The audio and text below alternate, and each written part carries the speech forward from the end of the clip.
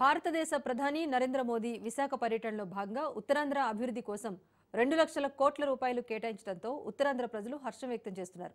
అంతేకాకుండా Visakha steel factory అదేవిధంగా railway జోన్కు సంబంధించి స్పష్టత ఉంది.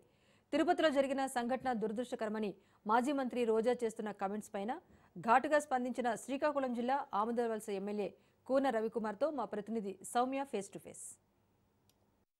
ప్రధానమంత్రి మూడోసారి ప్రధాని అయిన తర్వాత వైజాగ్ అయితే పర్యటనకు వచ్చారు. అయితే వర్చువల్గా చాలా ప్రాజెక్టులకి అక్కడి నుంచి శంకుస్థాపన చేశారు. ఈ నేపథ్యంలో అక్కడ ఇచ్చినటువంటి హామీలు అదేవిధంగా ఏకంగా 2 లక్షల కోట్లకు సంబంధించినటువంటి విలువైనటువంటివి ఉత్తరాంధ్రకు సంబంధించి ఇచ్చేసిన తరుణంలో ఇవి అన్ని విషయాల మీద మాట్లాడడం కోసం ప్రస్తుతం మనతో పాటు ఉన్నారు శ్రీకాకుళం జిల్లా ఆమదాలవలస నియోజకవర్గపు ఎమ్మెల్యే కూన రవికుమార్ గారు. ఒకసారి మాట్లాడదాం. సార్ నమస్తే.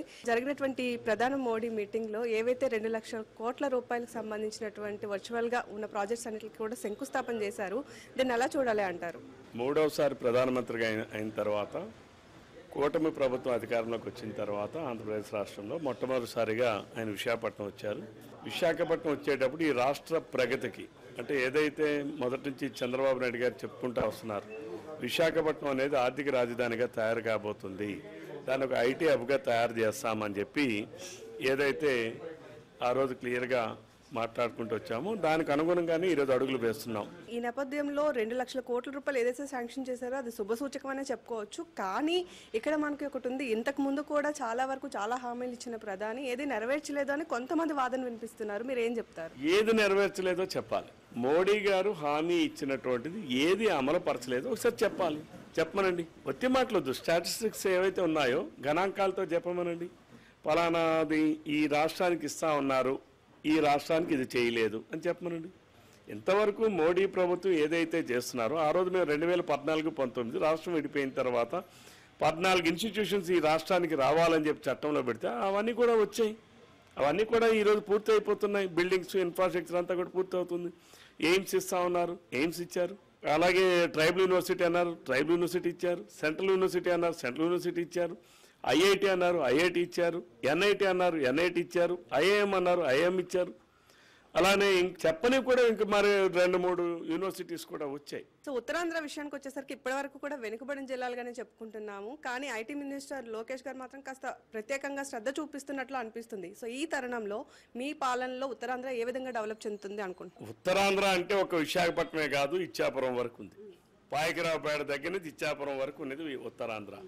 ఈరోజు పరిశ్రమలకు అనుకూలమైనటువంటి వాతావరణం ఈరోజు ఉత్తరాంధ్ర లాంటి వెనకబడినటువంటి శ్రీకాకుళం జిల్లాలో కూడా ఏర్పాటు చేస్తున్నాం. అలానే ఇంకా మనం ఆమదాలవలసలో కూడా ఈరోజు ఏదైతే thermal power, critical thermal power ప్లాంట్కి ఈరోజు ప్లాన్ చేస్తున్నాం మన సర్బుద్దిల మండలంలో. అది కానీ వస్తే 10-15 వేల కోట్ల రూపాయల పెట్టుబడులు వస్తాయి. ఆ ప్రాంతం అంతా కూడా అర్బనైజేషన్ అవుతుంది. మీ నియోజకవర్గంకి వచ్చేసరికి ఏవైతే గుంతల రోడ్లు ఉన్నాయో వాటిని పూర్తి చేస్తామని చెప్పారు. అయితే సంక్రాంతి కూడా వచ్చేస్తుంది. ఈ నేపథ్యంలో రోడ్లు కూడా తయారైపోతున్నాయి. సో సంక్రాంతి కల్లా దాన్ని ఓపెన్ చేసేస్తారా? ఓపెన్ చేయడానికి ఏముందమ్మా, ప్రజలు నడిచేయడమే. ప్రజలకి ఇబ్బంది లేకుండా వాళ్ళు రోడ్ల మీద ప్రయాణం చేస్తే అదే మాకు సంతోషం. ఈ రోడ్డు పూర్తి చేస్తున్నాం. అంతేకాదు నియోజకవర్గంలో అన్ని రోడ్లో కూడా గుంతలు పూర్తి చేయించాలి. అలాగే రోడ్ సైడ్ జంగిల్ క్లియరెన్స్ గడచిన 5 సంవత్సరాలు జగన్మోహన్ రెడ్డి ముఖ్యమంత్రిగా ప్రమాణ స్వీకారం చేసి దిగినంత వరకు కనీసం ఒక జంగిల్ క్లియరెన్స్ కూడా చేయలేనటువంటి దరిద్రపు ప్రభుత్వం అది. ఈరోజు మేము మొత్తం ఈ నియోజకవర్గంలోనే 100 కిలోమీటర్లు జంగిల్ క్లియరెన్స్ చేయిస్తున్నాం. అలాగే ప్రతి రోడ్లో కూడా గుంతలు పూర్తి చేస్తున్నాం. తిరుపతిలో ఏవైతే తొక్కిసలాట జరిగిందో అక్కడ 6 మంది మృతి చెందారు. సో ఈ విషయం పట్ల మాజీ మంత్రి రోజా ప్రెస్ మీట్ పెట్టి మరీ చెప్తున్నారు ఇదంతా కూడా చంద్రబాబు నాయుడు అసమర్థ పాలనకు నిదర్శనం అని. మీరు ఎలా దీన్ని చూస్తారు? అది కరెక్టే. ఎందుకనంటే రోజా చెప్పిందనంటే అది కరెక్టే కదా. ఎందుకంటే రోజాలాగా ఎవరు 300 రూపాయల టికెట్లు అమ్ముకోవాలా? రోజాలాగా బ్రేక్ దర్శనాలకు ఉన్నటువంటివన్నీ కూడా రోజుకు 100 మందికి బ్లాక్లో పెట్టి అమ్ముకోవాలా? ఈ బ్లాక్ టికెట్లు అమ్మేటటువంటి రోజా మా ముఖ్యమంత్రిని విమర్శిస్తుందా? అంత అర్హత ఉందా రోజాకి? సినిమా హాల్లోన తనకు, ఎందుకంటే సినిమా ఇండస్ట్రీ నుంచి వచ్చింది. బ్లాక్ టికెట్లు అమ్మే వాళ్ళను చూసి నేర్చుకున్నటువంటి విద్య అది. ఎవరికి? రోజా గారు.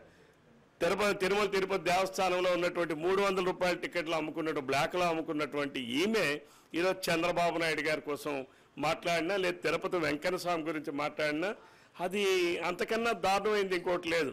సినిమా ఇండస్ట్రీలో ఒక వ్యక్తి వలన ఒకరు చనిపోతే అంత చేశారు కదా, ఇప్పుడు మరి సీఎంని అరెస్ట్ చేస్తారా అని క్వశ్చన్ చేస్తున్నారు. అసలు ఏంటంటే అసలు అక్కడ జరిగింది ఏంటి? అక్కడ ఒక వ్యక్తి వెళ్ళి దీనికి కంపారిజన్ ఏంటి అంటే మోకాలకి బోడిగుండుకి తేడా తెలియనటువంటి రోజా విమర్శలు చేసే అర్హత ఉందా రోజాకి? అక్కడ అతను వెళ్ళి ఒక సినిమా హీరో అక్కడ పోలీసులు చెప్పిన దాని ప్రకారం ఆయన బహిరంగంగా వెళ్ళి అక్కడ కూర్చొని చనిపోయారని చెప్పిన తర్వాత కూడా థియేటర్ నుంచి బయటికి రాకుండా ఉండి అటువంటి సందర్భంలో ఉంది. ఇదేంటిది? ఇది తప్పనిసరిగా ఇటువంటి సంఘటన జరగడం చాలా విచారకరం, చాలా దురదృష్టకరం. అంతేగాని అక్కడ ఏమైనా చంద్రబాబు నాయుడు గారు వెళ్ళారా తొక్కిసలాట అయిందా, లేదు ఇంకెవరైనా వెళ్ళారా, పొలిటీషియన్స్ వెళ్ళారా తొక్కిసలాట అయిందా, ఏమని అడుగుతుంది రోజా? ఆ గడిచిన 5 సంవత్సరాల్లో జగన్మోహన్ రెడ్డి అరాచక పాలనలో చేసిన ఉద్యోగాలు ఎవరైతే ఉద్యోగస్తులు ఉన్నారో ఇంకా వాళ్ళు దాని నుంచి పూర్తిగా ట్రాన్స్ఫర్ నుంచి రాలా. ఇంకా ఎందుకంటే అది 5 సంవత్సరాలు, ఇంకా మాది 6 నెలలు అయింది, ఇంకా రాలా. మేము అధికారులు కూడా విజ్ఞప్తి చేస్తున్నాం, మీరందరూ బయటికి రండి దాని నుంచి. ఎవరైతే దానికి సంబంధించిన అధికారులు నిర్లక్ష్యంగా వ్యవహరించారో వాళ్ళందరి మీద కూడా ప్రభుత్వం కానీ అక్కడ టీటీడీ కానీ తప్పనిసరిగా యాక్షన్ తీసుకుంటుంది. తిరుపతిలో జరిగిన ఇన్సిడెంట్ వరకు కూడా ఒక వ్యక్తి వల్ల జరిగింది కాబట్టి తప్పనిసరిగా ఆ వ్యక్తులు లేదా దానికి ఆ ఇన్సిడెంట్కి కారణమైన వాళ్ళ మీద చర్యలు అయితే తీసుకుంటామని చెప్తున్నారు. Over to studio.